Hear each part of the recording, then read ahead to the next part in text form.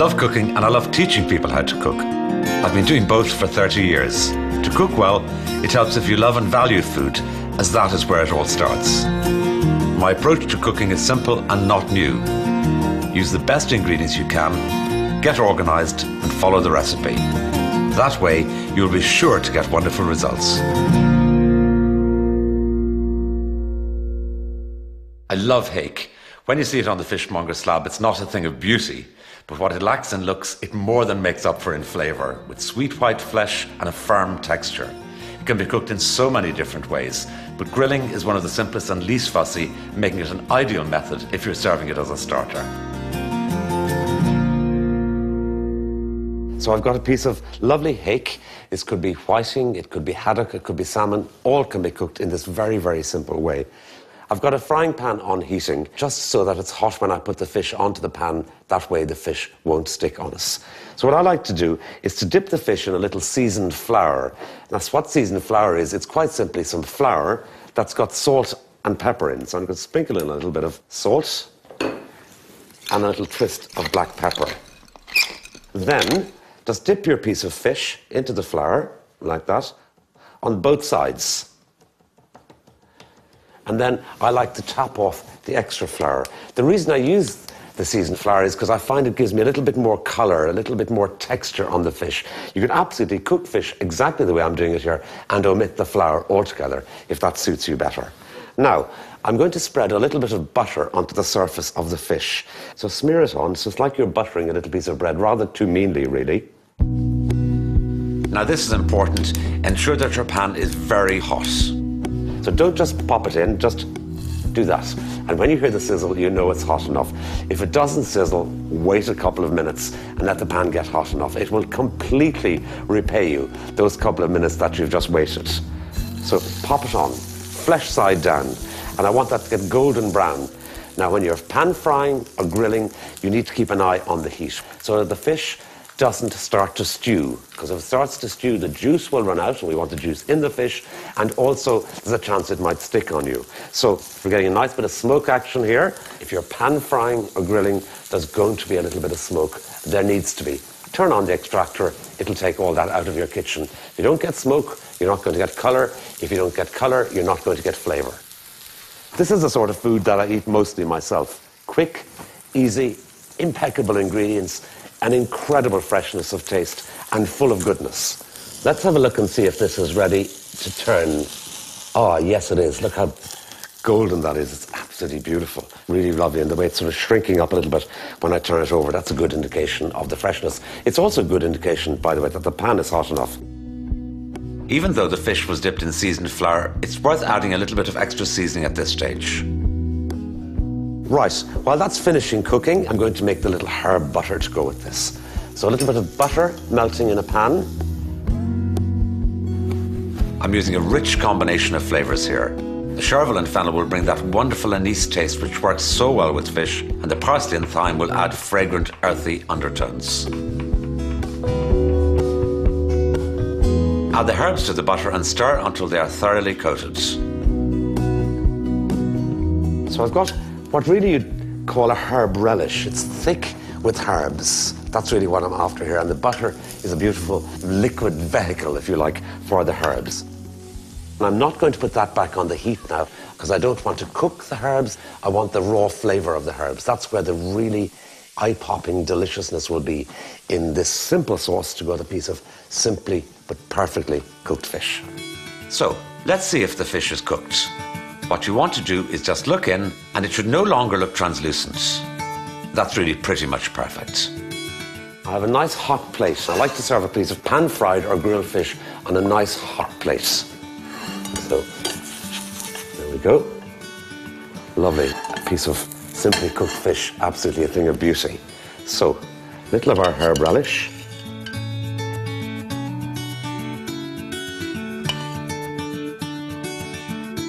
Simple wedge of lemon to go with us would help to cut through the richness of both the fish and the butter. Then I like to put a little bit of chervil, which is kind of whimsical looking, but actually delicious to eat with it. And on there like that. It's the sort of food that will sustain you and give you pleasure. There's just so much to recommend it.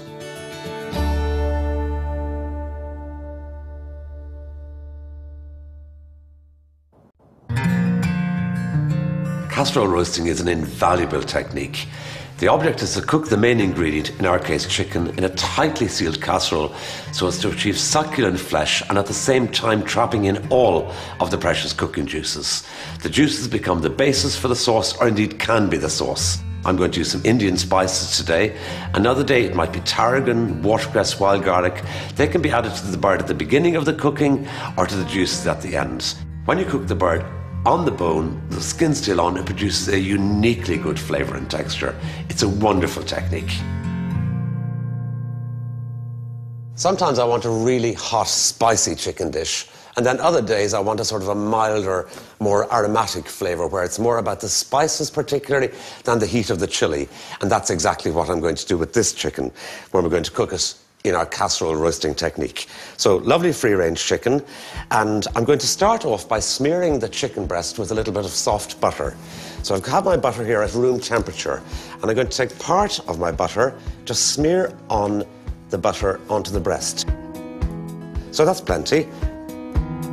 As in the previous recipe, it's vital to ensure your casserole is hot before you put the chicken in, otherwise it will stick. So gentle heat going along there nicely. While that's happening, I can make the spices, or get my spices ready. So the remainder of my butter, there. Then I've got my turmeric and a little bit of chili powder. And they're going to add not only colour, but flavour to the dish. Absolutely lovely. And then my spices, I've got ground coriander and ground cumin seeds, which I've toasted lightly in a pan, ground in a pestle and mortar or a coffee grinder. And they go in there, and you make a little spice paste. And already I can just smell this sweet sort of aromas coming up as I've introduced them into the butter. That's it. Now, let's look and see what's happening in here. Turn over the chicken. Yeah, there we are. That's lovely. I've got a lovely golden sort of coating on the surface of the chicken. That's exactly what I want. And now I can put on my spice mixture. So smear that on there. Doesn't look so beautiful at this stage, but don't worry. Okay, perfect, looking good. A sprinkle of salt, a grinding of pepper, a squeeze of lemon juice, and if you're feeling adventurous, a couple of whole green chilies. That's it, ready to go into the oven, but not before we put on our extra layer of insulation, bit of greaseproof paper parchment, and our tight-fitting lid, which, because it's such a nice heavy lid, fits down nice and snugly. Put that into a preheated oven, set to moderate heat for approximately an hour and a half. This technique for cooking rice is fantastic. It's called pilaf, a pilaf rice. So butter just sizzling there. So put in your shallot. And I'm just going to soften it down very, very slightly. I don't want to sweat it completely. I just want to start the cooking process here with it. So turn it for a moment. And I'm going to add in my rice, just long-grain basmati rice.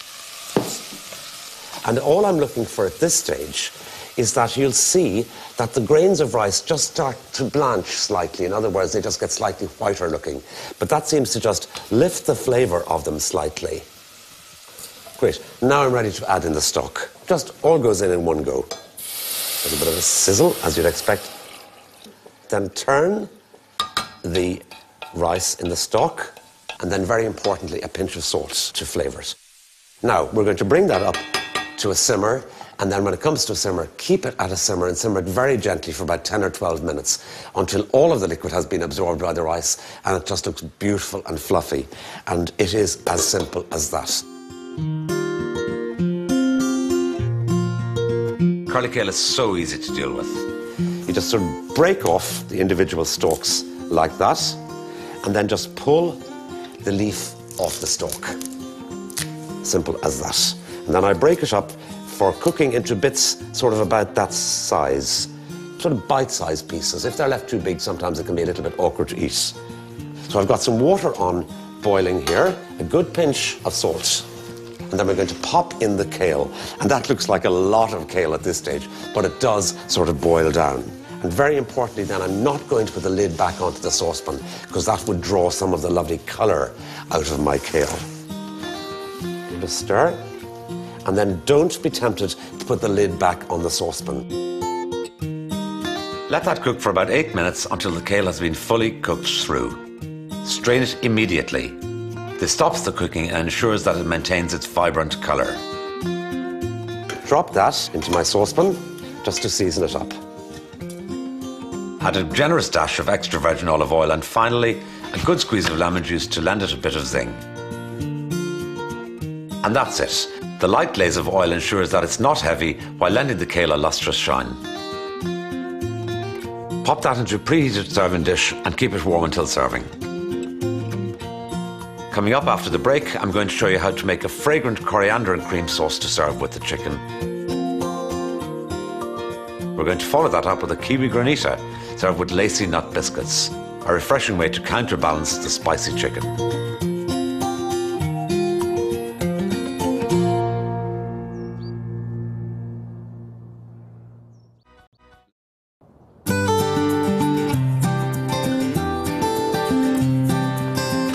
It's time to check on our chicken, which has been roasting away in its own juices for an hour and a half. Now, to make sure that chicken is cooked properly, the way to test it is to test between the leg and the breast, because that's the part of the chicken that takes longest to cook. And count 2, 3, 4, 5, and we're testing the temperature, okay? And then red hot on there. If you're scared about doing it on that delicate part of your arm there to test the temperature, do it between your 2 fingers like that. Still lovely and hot. No grey area with chicken, must be cooked through. I'm going to pop that back in the oven on a low heat to keep warm while I make the sauce. Now, what have I got in the saucepan? Remember, this chicken went into a dry casserole, okay? No liquid of any description. And look at the amount of liquid that we've gotten in here. I mean, that is absolutely fantastic.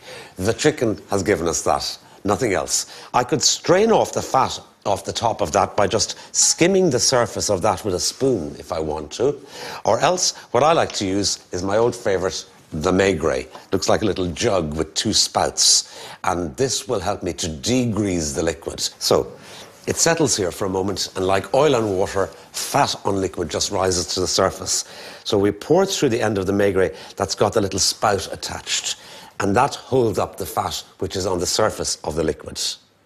So pour in there. You see where the colour of our liquid has been tinged by the turmeric to give us this sort of pale, almost lemon colour at this stage. And as soon as you see little bubbles of fat starting to dribble through, then you stop. Oh, there it is. Now, that's the juices. I'm going to take this sauce a little bit further by adding in a little bit of cream. So the saucepan with the chicken juices is going to go back on the heat. It could be just those juices brought to a simmer, a little bit of chopped coriander. That would be fantastic. I'm going to make it slightly richer today by the addition of cream. And then all I need to do now is to allow this to simmer and to thicken lightly. I'm not going to add in any flour or anything else to thicken it. I'm going to thicken it by what's called reduction. While that's happening, I can be carving my chicken. I find the best way to get maximum value from your chicken when carving it is to serve both the brown and the white meat.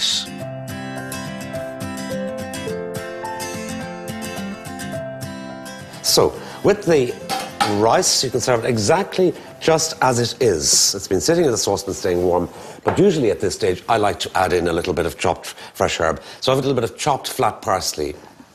Fold that in nice and gently, and you see, it's amazing how well this rice keeps, the way it just sits so beautifully. So into a nice serving dish. You can see the way the rice is still lovely, steaming hot, and individual grains of rice. That's the joy. My kale, which has just been keeping warm, just give it a little stir up like that, just to refresh it. Perfect. That's still really lovely. See the way it hasn't gotten dry? It's still got a lovely little sort of glaze on it like that. Okay. How's the sauce doing, and what are we looking for? Just very, very lightly thickened. A little bit of chopped coriander, just to freshen up the appearance and to freshen up the taste. This looks absolutely lovely. So, let's pop our sauce on. Just sort of coat, nap like that. And see the last minute addition of the coriander just really, really freshens up the appearance.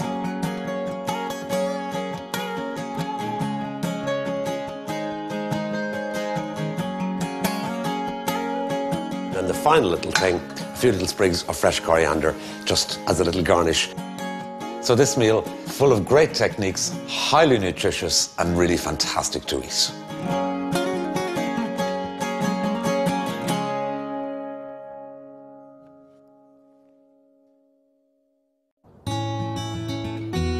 Most people like ice cream or iced desserts. And whether it's to cool you down on a lovely hot summer's day or to serve proudly after dinner at any time of the year, without doubt it really is worth trying to make your own.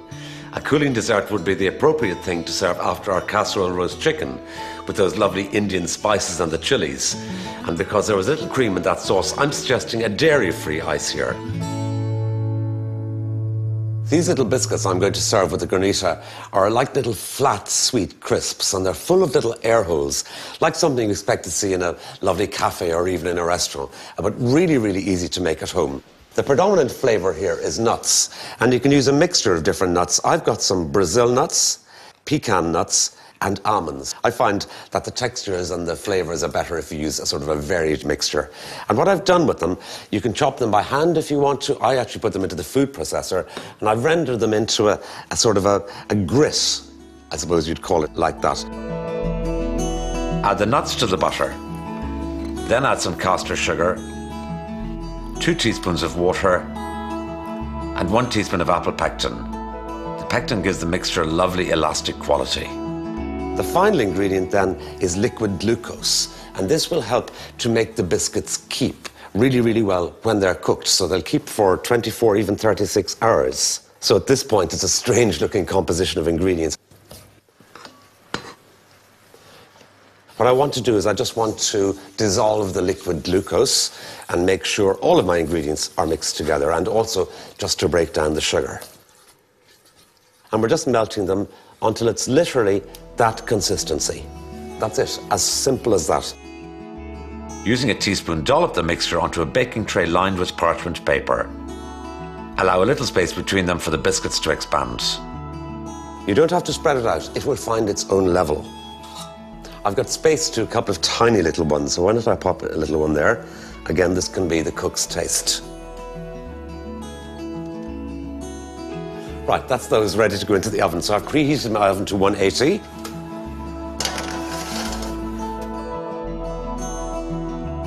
When the biscuits come out of the oven, they'll be slightly molten, and in a matter of moments, they set to this really, really lovely, air-filled crisp. As I say, it's like a sort of a sweet crisp. So that's those. So I can go ahead and make my Granita. Now, Granitas are really easy to make, so it's an ice, a slightly coarse ice. If I was making a sorbet, I'd be trying to get something super smooth, but this is supposed to be gritty and icy, really, really lovely. And I'm making it today with kiwi fruit. And watch out for the little woody piece just in there, that little guy. It's quite woody, so just get that out of the equation. Peel the kiwi and roughly chop it. You don't have to be too precise because the next stage is blitzing.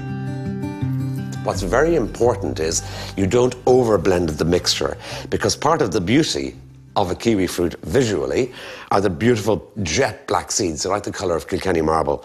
But if you break those up, they're really, really peppery, and I don't want the Granita to be too peppery. So I'm just going to render it to a puree for sure, but I don't want to break up the little black seeds. Then simply add in my caster sugar, and then the perfect flavour accompaniment, lime. So zest the lime using my microplane. And as soon as you start to zest the lime, the fantastic aroma that it gives out, it makes complete sense when it's in the same place as the kiwi fruit. You can understand straight away why those two ingredients are going to absolutely love each other. Lovely.